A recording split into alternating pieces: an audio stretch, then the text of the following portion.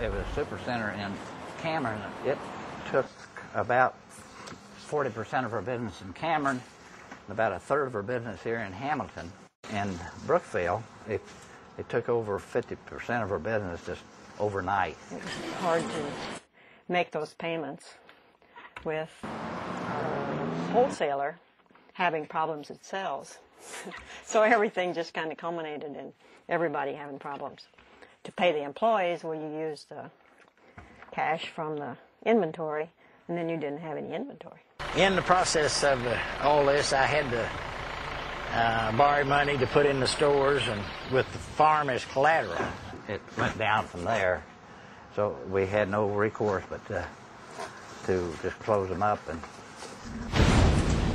it was 40 years of hard work that seemed to disappear all at once. It wasn't a very easy thing to adjust to, but... And now you can see Irvin still saddened a lot. It certainly wasn't what he planned. But we had a lot of good times, so, you know, he did a lot of things. He knows lots of people, and they respect him, and so I don't know what else you're going to get out of On to close that store, and that was a Sunday morning, and I went down to open, and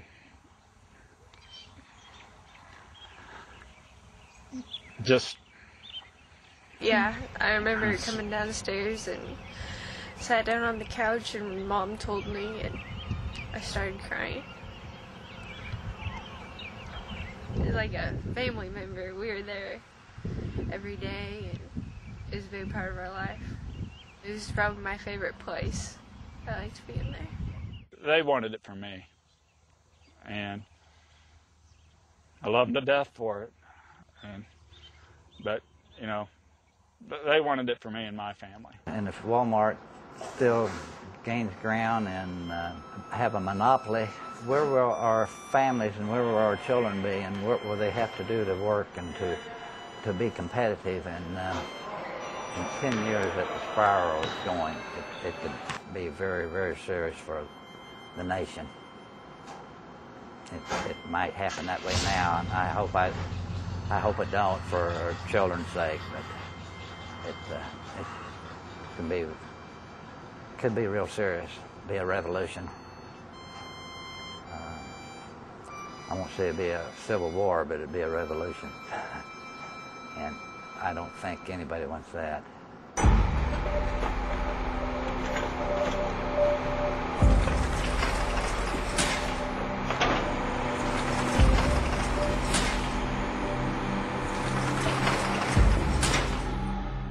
I'm Kim Arcetta, and I'm a 4th and 5th grade bilingual teacher in Denver, Colorado, in the Denver Public Schools at Newland Elementary School. And Walmart received subsidies of about $1.7 million. And with that $1.7 million, our Denver metropolitan area, that could have kept the 3 schools that we just closed down this spring open. I'm Monica Jefferson. I'm a speech-language pathologist, and I work for Special School District of St. Louis County. Walmart receives over $31 million in subsidy from the Missouri government. Cathedral City made a $1.8 million investment, but because of Walmart's lies and not stepping up to the plate with their commitments, we're short on policemen, we're short on firemen, we've eliminated the recreation division of the city. We're not able to provide the services to our residents that they need and deserve. And we're going to have lives hanging in the balance because we're not going to be able to provide these services. My name is Charles Hasse. I've been a 4th grade teacher in Washington State for many years. When I think of the $1 million that Walmart received for its distribution center and what we could have done there for students, it's outrageous. Taking revenue away from our community that will have a direct impact on our ability to continue to provide some level of service. In Illinois, Walmart has received $100 million in subsidies, and that has affected our school systems. That money could go into our school systems to rehire all of those support teachers that we need back, the support personnel. We could have our school psychologists back, our social workers back, our counselors back.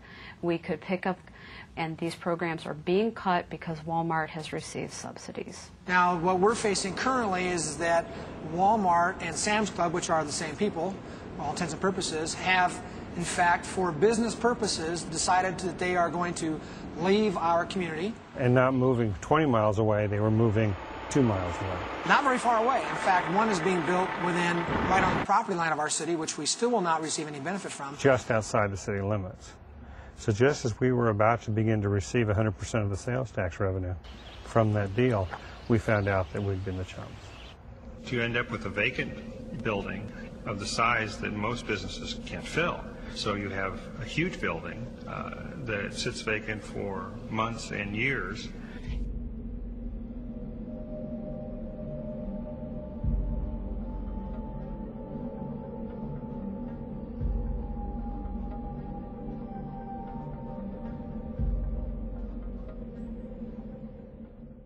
That's why at Walmart, we give back $5 every second to the communities we serve throughout the holidays and all year long.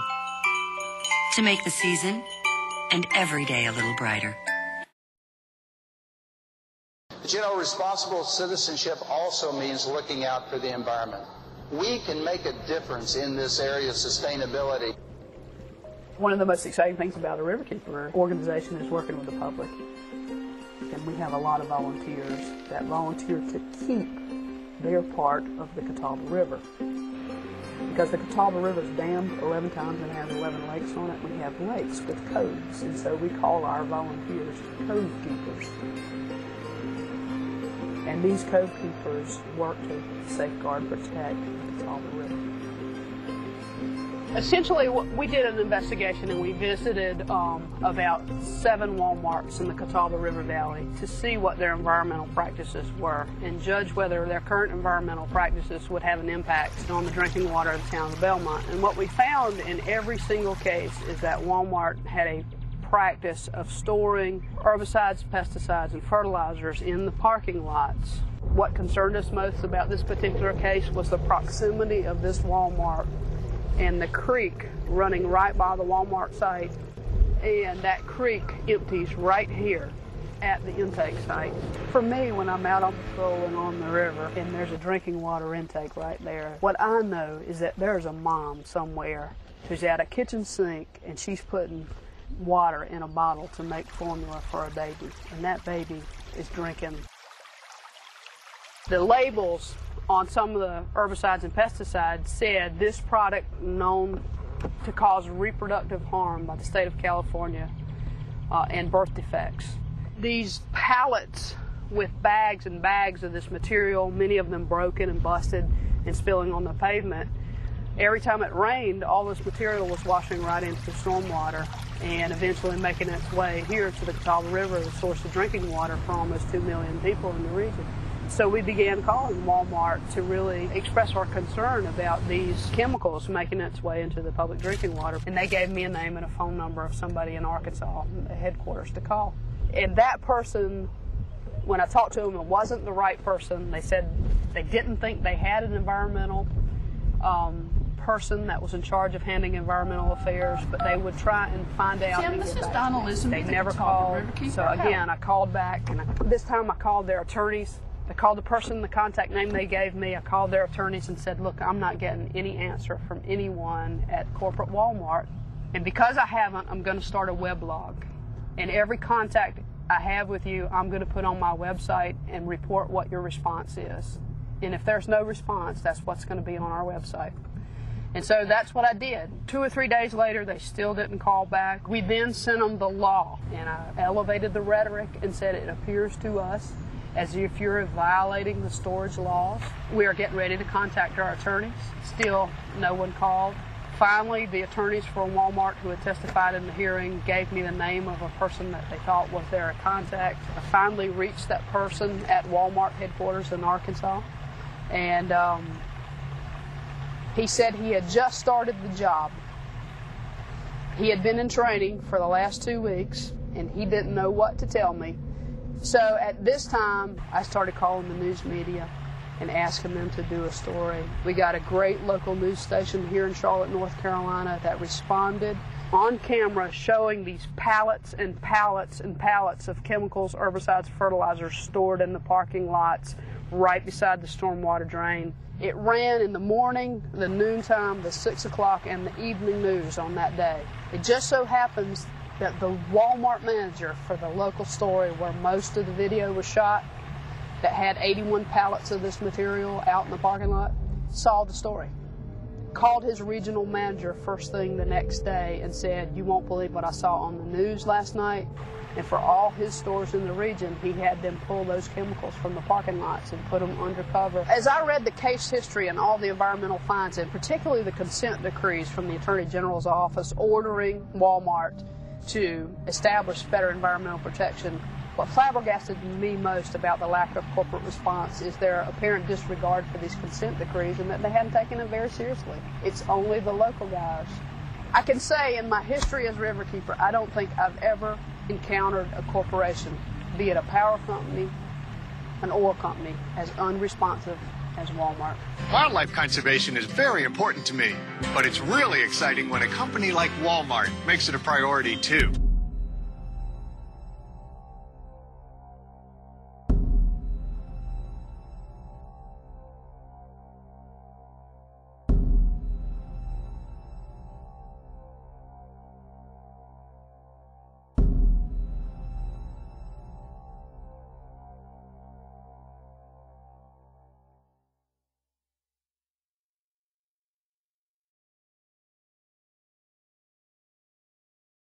We have a great relationship with the Chinese government. They have treated us very fairly in what they have done. They actually, much like in the U.S., they hold us to a higher standard of sanitation, higher standard of employment.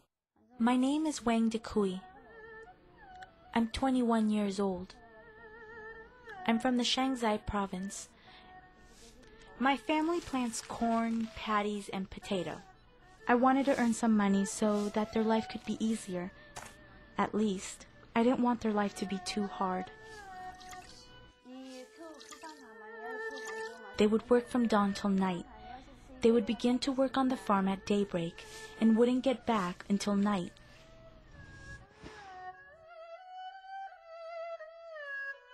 I thought about working in the factory when I was in middle school. At the time, I thought that it would be interesting and exciting to work in the factory. I left my hometown on April 29th this year, and then began to look for a job in Shenzhen.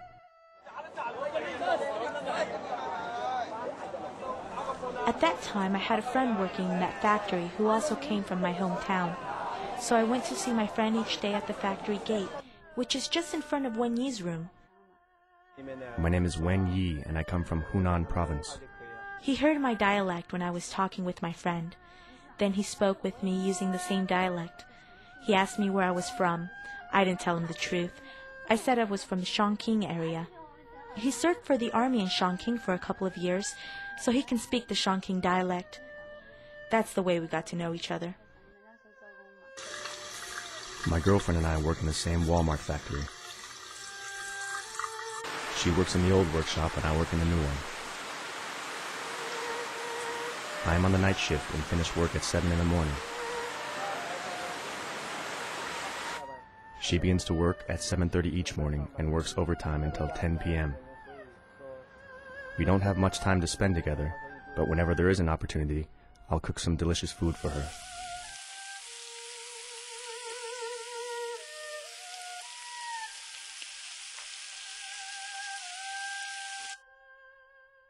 We like singing karaoke, shopping around and buying some little things. In that way, we feel more relaxed. Most of the times we go to karaoke, sing songs and listen to music, and we get in a good mood.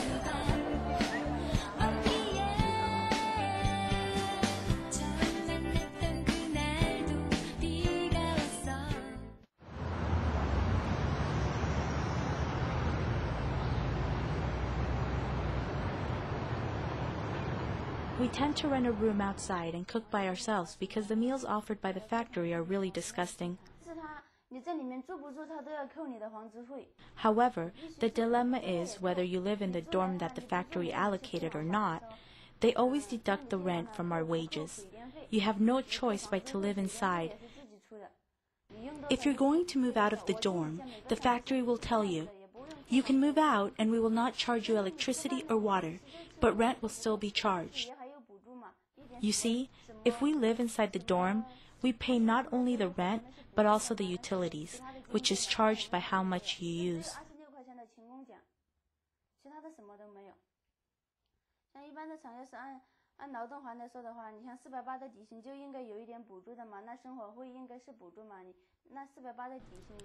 There are very few fans installed in my current workshop. It's extremely hot inside.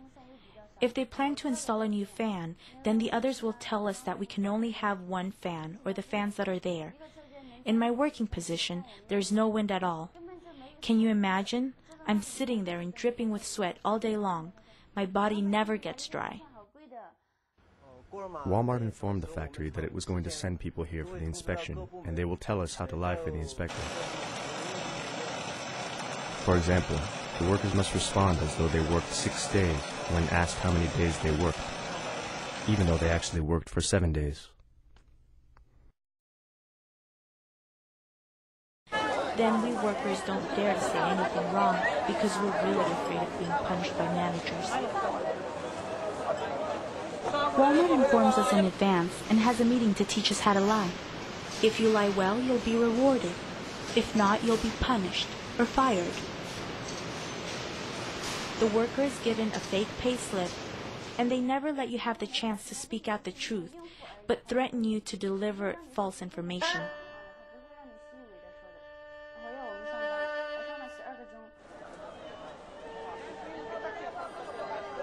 We really work day and night in order to get the wage of less than $3 a day.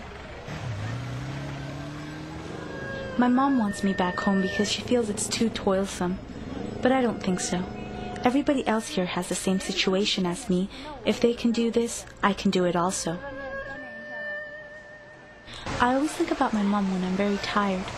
That would be wonderful if she could be here with me. She takes care of me very well when I'm sick.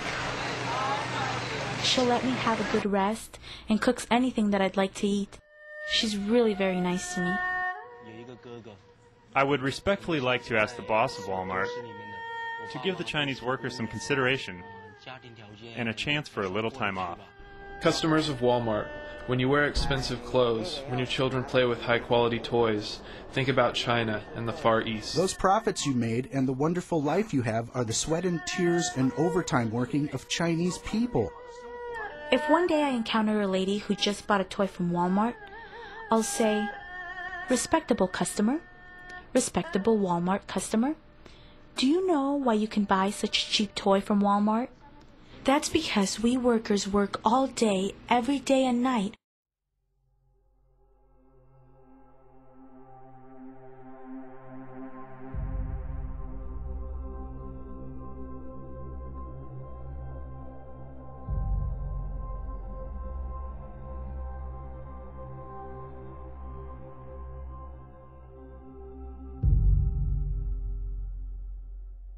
We added 125,000 new jobs around this world this past year.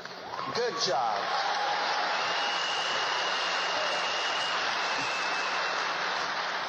Jobs of benefits, jobs that will have profit sharing and retirement savings accounts for our associates.